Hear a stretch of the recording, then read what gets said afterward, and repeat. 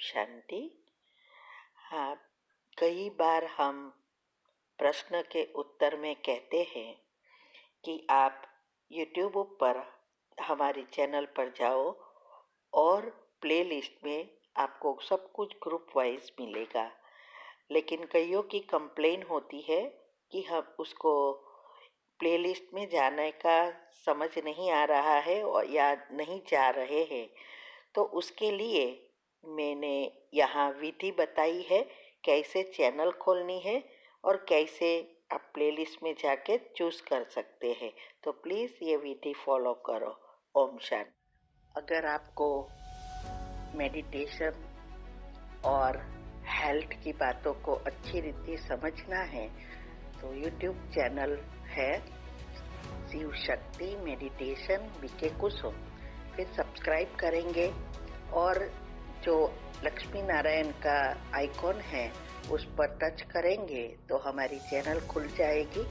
वहाँ प्लेलिस्ट में आपको सब कुछ ग्रुप वाइज मिलेगा। साथ साथ लाइक शेयर और कमेंट भी कीजिए। इससे आपका दुआ का खाता बढ़ेगा, बुद्धि का ताला खुलेगा और आप जल्दी जल्दी आगे बढ़ सकोगे। ओम शांति। ओम शांति। आपका प्रश्न है तीव्र पुरुषार्थ के बारे में गुह्य राज को समझना है।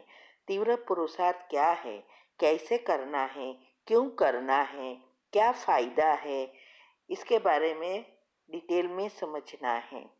उत्तर है, अभी ही हमने थोड़े दिन पहले एक टॉपिक रखा था, पुरुषार्थ और तीव्र पुरुषार्थ में क्या अंतर है, वो आप सुनो।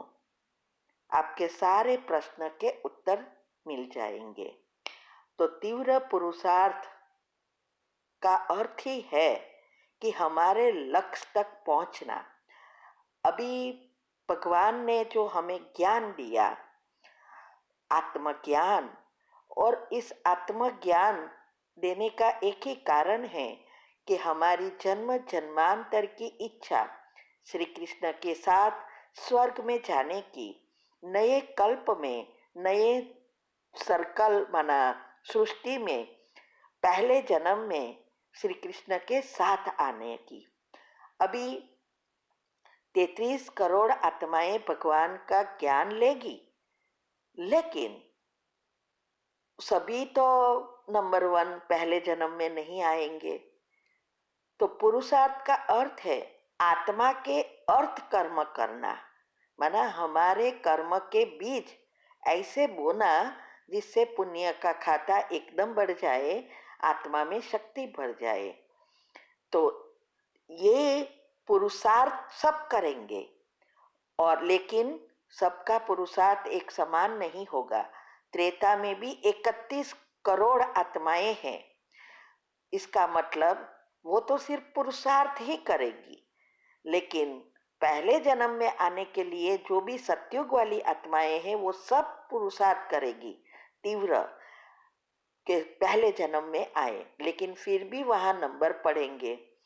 तो तीव्र का अर्थ यही है कि हमारी सारी सिस्टम को रिसेट करना, और एक बाप दूसरा न कोई, दुनिया की सभी चीजों से डिटैच होना, सभी के साथ अच्छे हिसाब किताब बनाना, माना पुराने को खत्म करना, नए को अच्छा बनाना, और एक एक चीज पर ध्यान देना।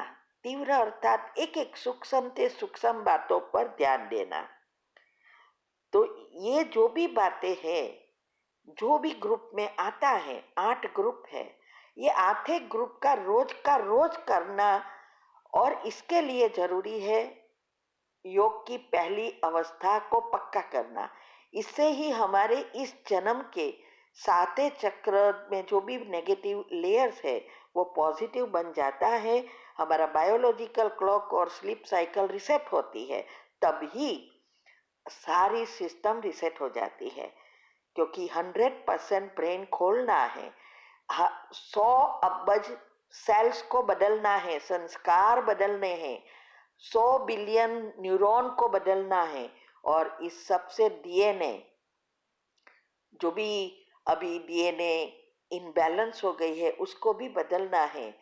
तो सब तो ये पुरुषार्थ नहीं करेंगे क्योंकि नंबरवार है, ड्रामा फिक्स है, लेकिन फिर भी ड्रामा अभी का बनाना वो हमारे हाथ में है। पुराना हो गया वो हो गया। तो इसके लिए सारे राज जो है वो आपको समझना पड़ेगा। जब तक आपकी बुद्धि का ताला नहीं खुलेगा तब तक ये बातें समझ में नहीं आएगी। तो फायदा एक ही है कि हमारी जन्म जन्मांतर की जो इच्छा है, भक्ति क्यों करते थे और अभी भी सब क्यों कर रहे हैं, इतनी कठिन तपस्या करते हैं, कितनी यात्राएं करते हैं, क्यों? भगवान की प्राप्ति के लिए। और भगवान मिलता है तो जीवन में सुख शांति मिलेगी, वो आशा है। और दूसरी एक इच्छा ये है कि श्री कृष्ण के साथ, क्योंकि वो तो भगवान ही मानते हैं, तो श्री कृष्ण के साथ स्वर्ग में उनकी नजदीक में आना, ये दोनों इच्छाएं पूर्ण करने के लिए तीव्र पुरुषार्थ की आवश्यकता है।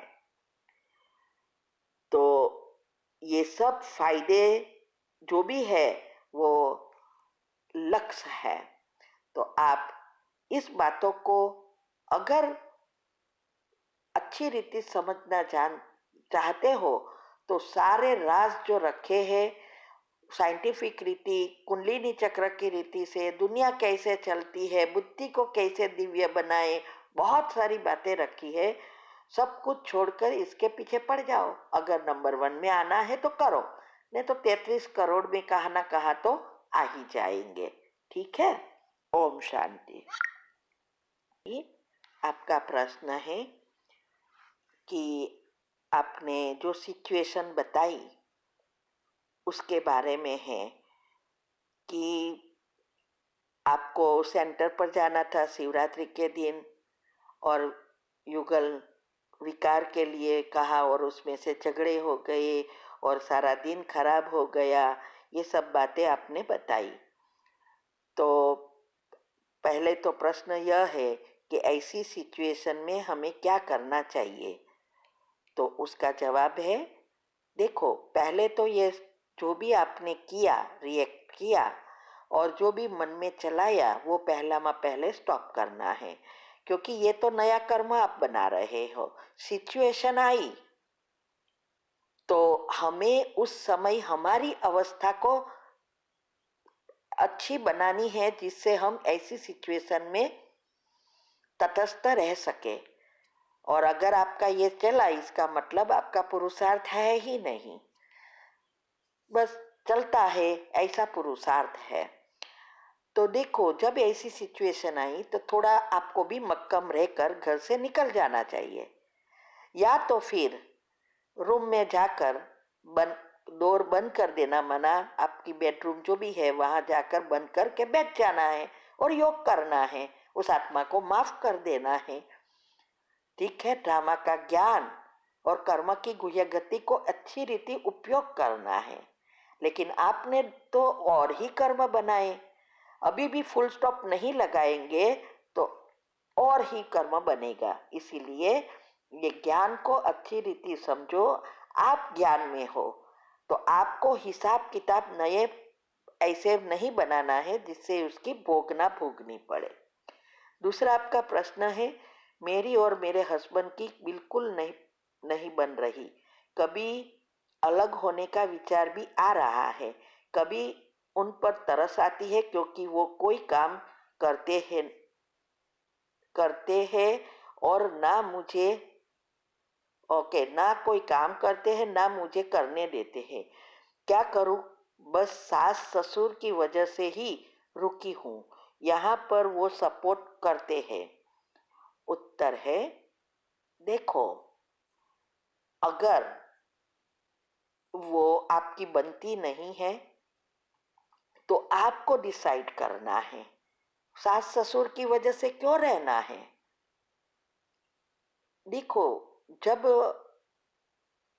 ये आपके पति कुछ करता ही नहीं है, उसको उसकी जवाबदारी का भान नहीं है, तो नए कर्म बनाने के बजाय अलग होना हो जाना चाहिए। लेकिन अलग होने से पहले चेक करना है आपके बच्चे कितने हैं और कैसे उसको पालना करेंगे, या फिर बच्चों को छोड़ देना पड़ता है, अकेले निकल जाना पड़ता है। इसीलिए आप अगर पढ़ी लिखी है, अगर जॉब मिल सकती है तो उस अनुसार डिसीजन लेना है, लेकिन एक बार तो बच्चों को उस आत्माओं के पास छोड़कर निकल जाना है, सबक सिखाना है। आई थिंक आपने पहले भी इस प्रश्न पूछे थे, हमने जवाब दिया था कि सबक सिखाना चाहिए। अगर कोई पति को उसकी अपनी जवाबदारी का भान नहीं है और हम उसको सपोर्ट दे रहे हैं तो और ही कर्म बना रहे हैं, तो डिसीजन आपके ऊपर है। ओके, ओम शांति। आपका प्रश्न है कि यही सिचुएशन में फिर ये सोच आती है कि अब समय बहुत कम है, मैं कुछ भी नहीं कर पा रही हूँ, ना घर का संभाल कर पा रही हूँ, ना ज्ञान में आगे बढ़ रही हूँ।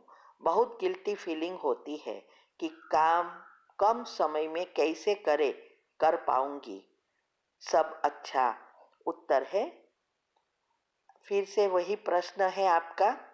देखो, ये तो ऐसी बात हुई, धोबी का कुत्ता, ना घर का ना घाट का। आप दोनों तरह से पाप कर्म ही बना रहे हो, क्योंकि आपके गिल्टी फीलिंग से ही तो गहरे कर्म बन जाते हैं। जब तक आप योग या अपनी अवस्था नहीं बनाएंगे, देखते हुए नहीं देखना, सुनते हुए नहीं सुनना, ये सब अवस्था नहीं होगी तो और ही कर्म बना रहे हो। पुराने हैं इसीलिए आपको परिवार मिला है, लेकिन अगर हम वही चीज करते रहेंगे तो और ही नया बनाएंगे। इसीलिए आपको डिसाइड करना है क्या करना है। सोचते रहने से तो नुकसान ही नुकसान है। ओम शांति।